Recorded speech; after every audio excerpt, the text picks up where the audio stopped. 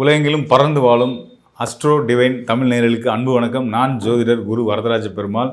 இந்த நிகழ்ச்சியில் நம்ம என்ன பார்க்க போகிறோம் அப்படின்னு கேட்டிங்கன்னா, தமிழ் புத்தாண்டு புதுதாக பிறக்க இருக்கக்கூடிய பிரபாவ ஆண்டு தமிழ் புத்தாண்டு ஒவ்வொரு ராசிக்காரர்களுக்கும், அதாவது மேஷம் முதல் மீனம் வரையான 12 ராசிக்காரர்களுக்கும் என்ன மாதிரியான பலன்களை கொடுக்க போகுது, நமக்கெல்லாம் எப்படி இருக்கும் அப்படின்னு எல்லாருக்கும் ஒரு பெரிய எதிர்பார்ப்பு இருந்துக்கிட்டு இருக்கும். அதை தான் இந்த நிகழ்ச்சி பூர்த்தி பண்ண போகுது. கண்டிப்பாக 12 ராசிக்காரர்களும் தொடர்ந்து பாருங்கள். பல நல்ல மாற்றங்கள் இந்த ஆண்டில் இருக்குது. அதாவது கோச்சாரத்தின் அடிப்படையில், அதாவது தற்கால கிரகங்களின் அடிப்படையில் ஒவ்வொரு ராசிக்காரர்களுக்கும் என்னென்ன மாதிரியான பலன்கள் கிடைக்க போகுது அப்படின்றத நம்ம பார்க்க போகிறோம். உங்களுக்கு உங்கள் மனசை நிறைவுபடுத்துகிற மாதிரி, அதாவது உங்களை சந்தோஷப்படுத்துகிறோன்ற மட்டும் நோக்கம் இல்லை, மனச்சோர்வில் இருக்கிறவங்களுக்குமே பார்த்தீங்கன்னா இப்போ இருக்க கிரகநிலைகள் விதிப்படி, ஜோதிட விதிப்படி உங்களுக்கு என்ன யோக பலன்களை கொடுக்க போகுது அப்படின்றதையும் நான் இங்கே குறிப்பாக தெளிவாக சொல்ல போகிறேன். கவனித்து தொடர்ந்து பாருங்கள். நிச்சயமாக இந்த நிகழ்ச்சி உங்களுக்கு மன நிறைவையும் சந்தோஷத்தையும் ஒரு தைரியத்தையும் தன்னம்பிக்கையும் கொடுக்கும் அப்படின்றத நான் சொல்லி நிகழ்ச்சிக்குள்ளே வரேன்.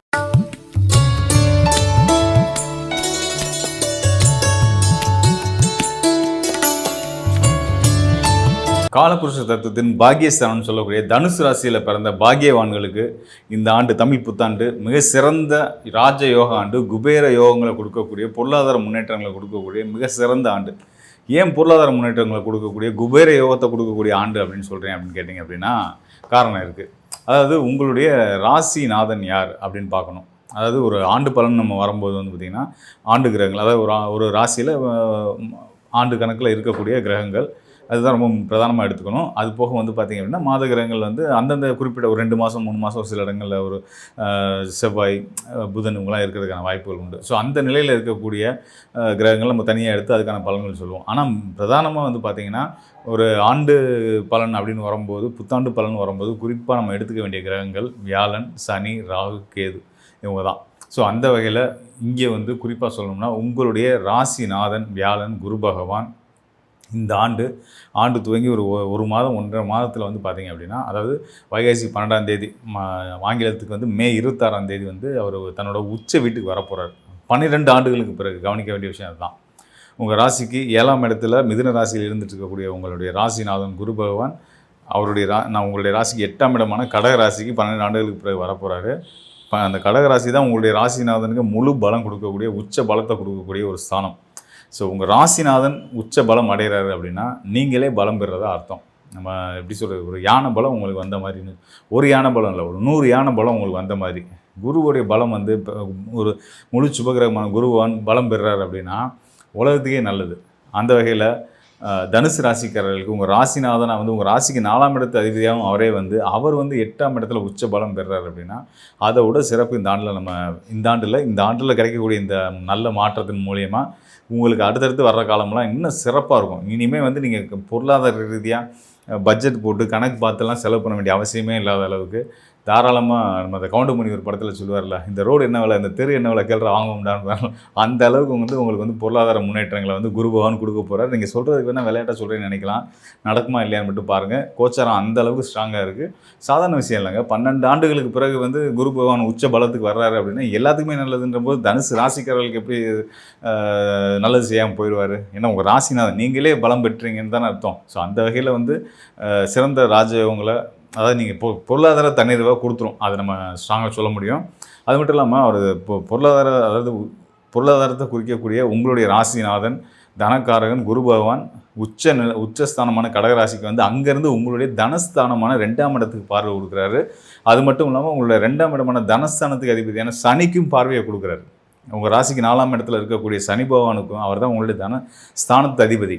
தனஸ்தானத்து அதிபதிக்கும் பார்வையை கொடுத்து, தனஸ்தானத்துக்கும் பார்வையை கொடுத்து, தனக்காரகன் குரு 8ல் உச்ச பலம் பெற்றிருக்கிறாருன்னா இதை விட ஒரு சிறப்பான காலம் இனி எப்போ வரும், நம்ம 12 வருஷத்துக்கு அப்புறம் வரும் அப்படின்னு சொல்லலாம்னு வச்சுக்கோங்களேன்.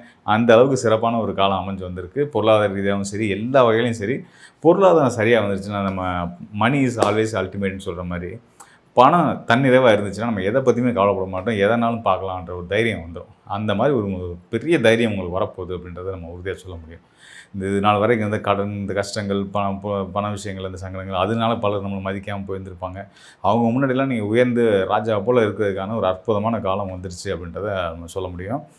மேலும் பார்த்தீங்க அப்படின்னா உங்கள் ராசிக்கு 12ஆம் இடமான விருச்சிக ராசிக்கும் ஒரு பார்வை கொடுக்க போகிறார்.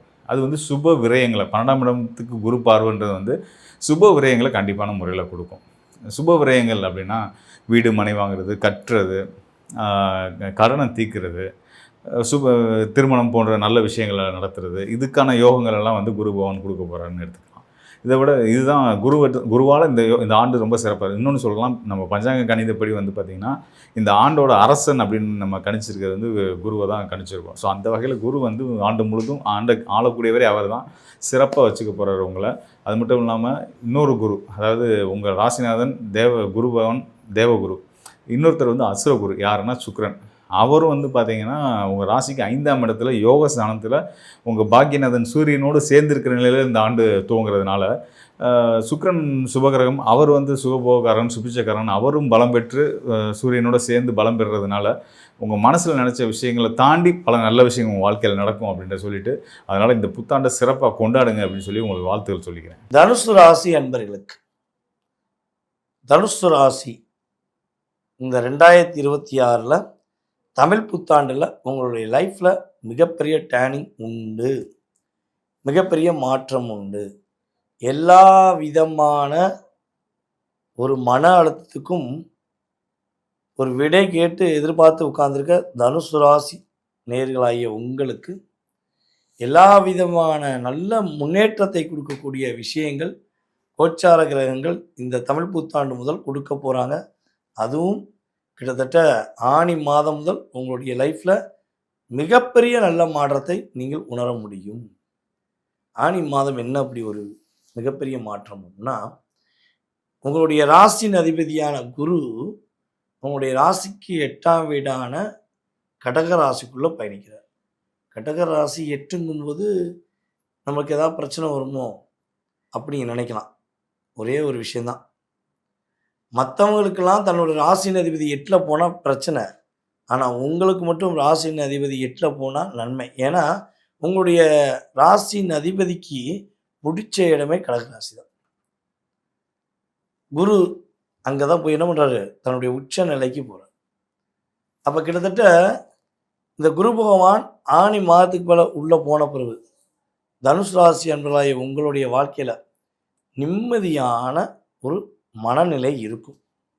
நீங்கள் ஃபஸ்ட்டு எதிர்பார்க்குறது அதான், எனக்கு தெரியும்.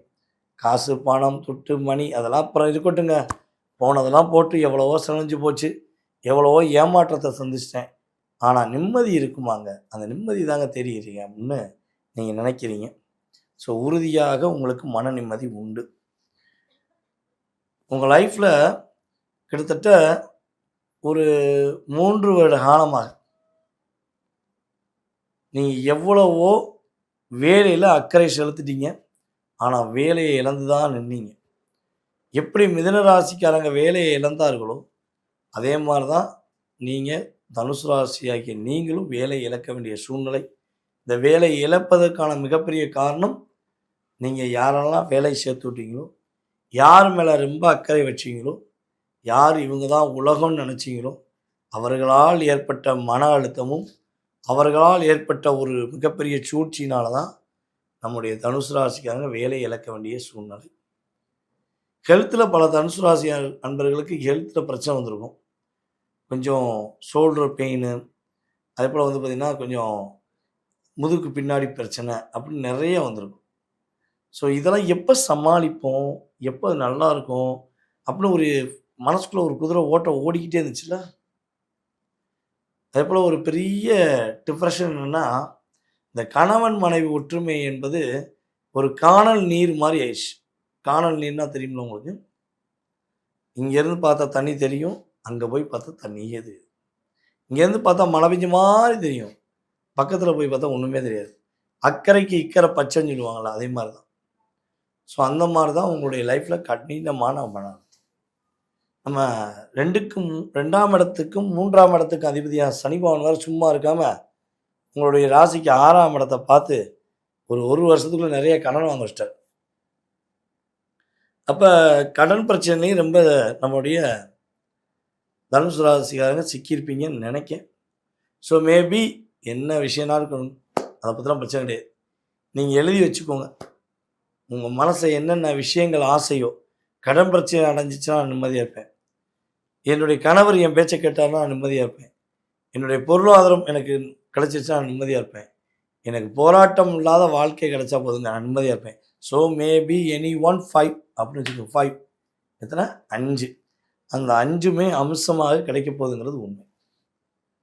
அதே போல் நம்மளுடைய தனுசு ராசியில் பூராட நட்சத்திரக்காரங்களுக்கு போராட்டம் எப்போ விலகுன்னு கேட்பீங்க. ஐயா நான் பிறந்ததுலேருந்தே போராடுறேன்னு சில தனுசு ராசியில் பிறந்த பூராட நட்சத்திரக்காரங்க சொல்லுவாங்க. சில பூராட நட்சத்திரக்காரங்க எப்போ கல்யாணம் முடிச்சிடும், எப்போ இந்த மனுஷனை முடிச்சனோ முடிச்சதுலேருந்து அடி மேலே அடி இடி மேலே இடிதாங்க. நானும் ரியலாக இருக்கேன், உண்மையாக இருக்கேன், பாசமாக இருக்கேன்னு என்னுடைய மனசில் உள்ள எல்லா விஷயத்தையும் சொல்லிட்டேன். ஆனால் இன்னும் என்னை நம்பாமல் வேற ஒரு வாழ்க்கையை தேடிக்கிட்டு இருக்காரு, இல்லை என்னை நம்பாமல் என்னை கஷ்டப்படுத்திக்கிட்டே இருக்காரு அப்படிங்கிற நிலைமை தான் பல தனுசு ராசி பூராட நட்சத்திர பெண்களுடைய மனநிலை இருக்குது. அப்போ ஆண்களுக்கும் சரி பெண்களுக்கும் சரி மிகப்பெரிய ஒரு மன அழுத்தம் கடந்த 2025 மே மாதத்துலேருந்து ஸ்டார்ட் ஆயிடுச்சு.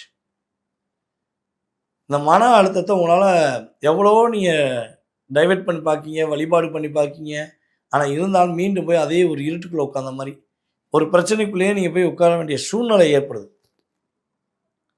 அப்போ இது எல்லாமே எப்போ மாறும்னு எதிர்பார்க்குற உங்களுடைய வாழ்க்கை இந்த புத்தாண்டு முதல் உறுதியாக மாறப்போகுது. 4ஆம் இடத்தில் அமர்ந்திருக்க சனி பகவானுடைய கிட்டத்தட்ட அத்தனை விதமான பார்வைகளிலும் நன்மையை கொடுக்கும்படி நம்முடைய குரு பகவான் தன்னுடைய பார்வை செலுத்தி வெற்றியை கொடுக்க போகிறார். தனுசு ராசி என்பவர்கள் யார் யாரெல்லாம் வெளிநாடு, வெளி மாநிலம், வெளியூர் அல்லது வேலையை விட்டு இடமான்னு ஆசைப்படுறீங்களோ அத்தனை அன்பர்களுக்குமே ஒரு வாய்ப்பு. இதை நீங்கள் பயன்படுத்தி கொள்ளலாம். மேலும் நம்முடைய தனுசு ராசி என்பவர்கள் என்ன விஷயங்களை கவனமாக இருக்கணும்னா, உங்களுடைய அப்பாவுக்கும் உங்களுக்கும் சின்ன சின்ன மன வருத்தங்கள், சின்ன சின்ன மனக்கசப்புகள் வரும். தயவுசெய்து கோவப்பட வேண்டாம், பொறுமையாக இருங்க, அவசரப்படாமல் நிதானமாக இருங்க. அவங்களுடைய ஆசீர்வாதம் வாங்கிக்கோங்க.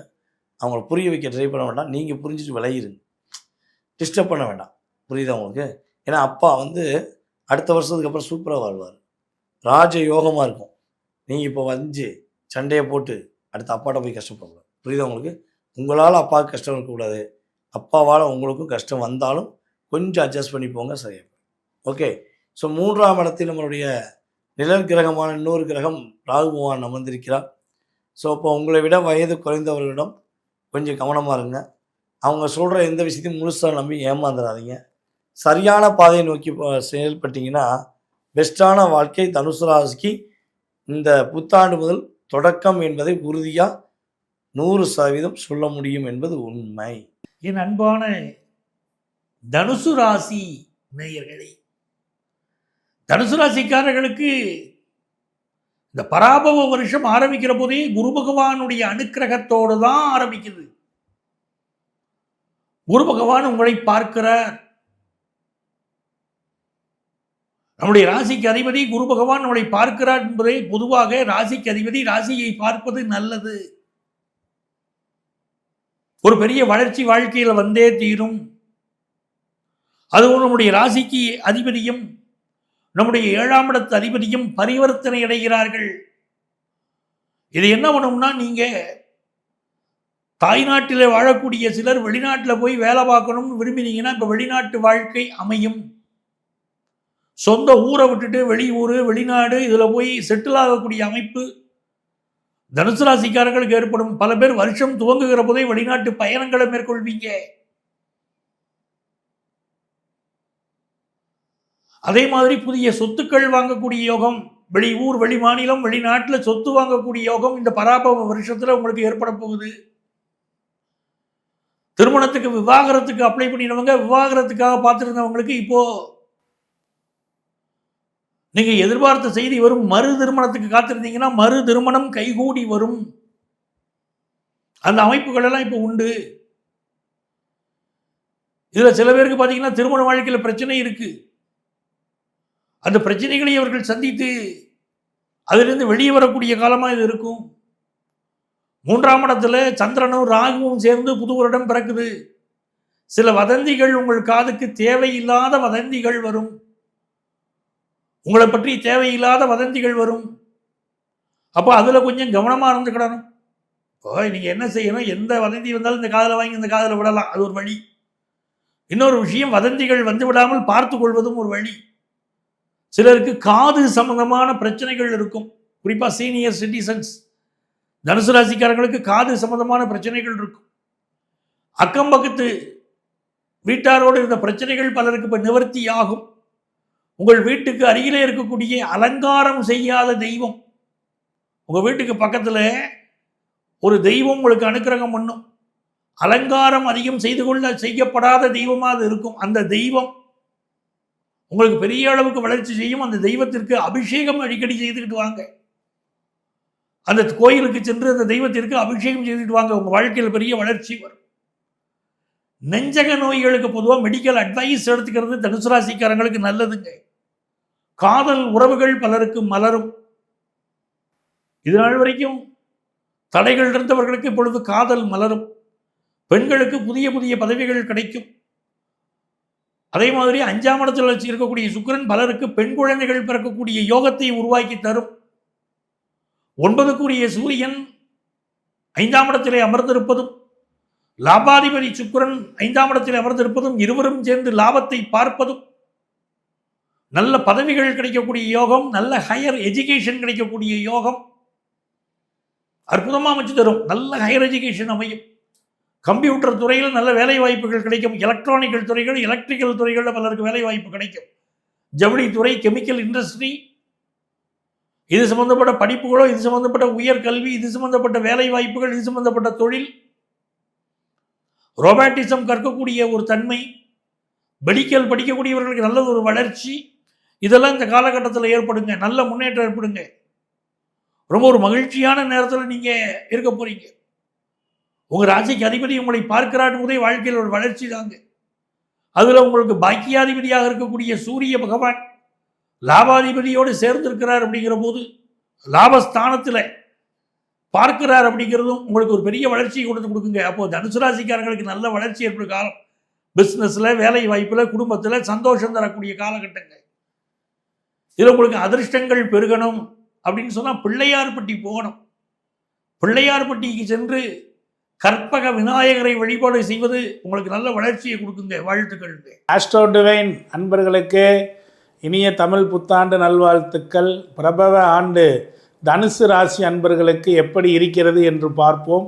உங்கள் ஈரோடு கோபையா பேசுகிறேன். நண்பர்களே, இந்த தனுசு ராசிக்கு அழகாக 3லே ராகுவும் 4லே சனி, 7லே குரு, 9லே கேது, இப்படிப்பட்ட நிலையிலே 6ஆம் இடத்தில் இந்த புத்தாண்டு பிறக்கிறது. 6ஆம் இடம் என்கின்ற கடன், நோய், எதிரி சார்ந்த விஷயங்களில் கவனமாக இருக்க வேண்டும் நண்பர்களே.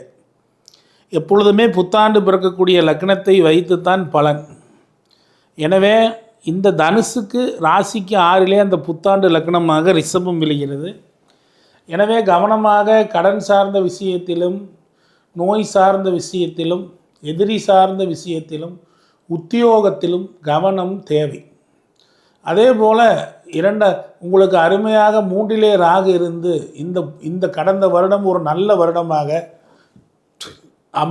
அமர்ந்திருந்தது. விஸ்வாஸ் வருடமானது ஒரு நல்ல வருடமாக ஓரளவுக்கு சொல்லிக்கொள்ளும் நிலையில் ஒரு நல்ல வருடமாகத்தான் இருந்தது.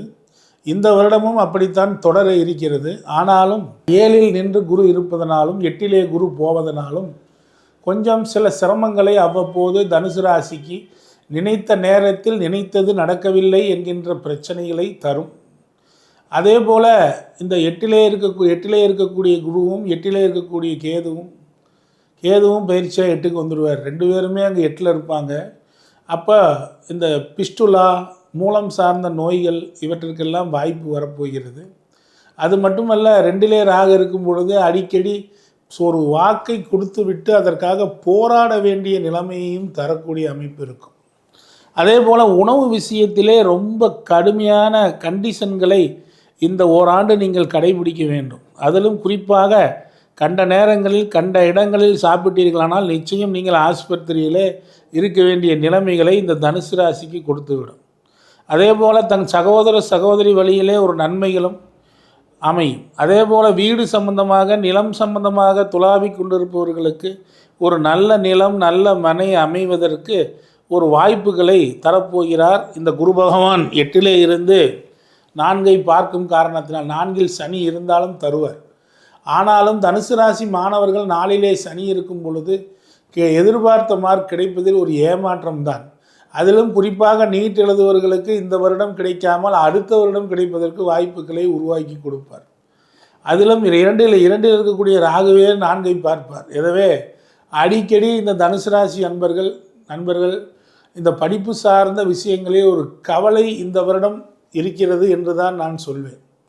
அதே போல் இவர்களை பொறுத்தவரை இவருடைய தாயாரின் ஆரோக்கியம் ஓரளவுக்கு நன்மையாக இருந்து கொண்டிருக்கும். ஆனால் இப்பொழுது இந்த பயிற்சியானது தாயின் ஆரோக்கியத்தில் ஒரு சின்ன சின்ன பிரச்சனைகளை தருவதற்கு வாய்ப்புகளை தரும்.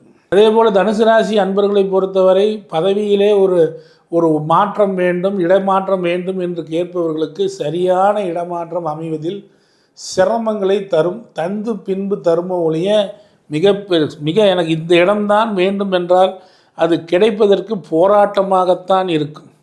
அதே போல் தனுசு ராசியில் தனுசு லக்னத்தில் பிறந்தவர்களுக்கு 6ஆம் இடத்திலே இந்த வருடப்பிறப்பு இருப்பதனால் அவர்கள் வெற்றி பெறக்கூடிய சில பேர் தேர்தலில் வெற்றி பெறக்கூடிய அமைப்புகளும் கிடைக்கும்.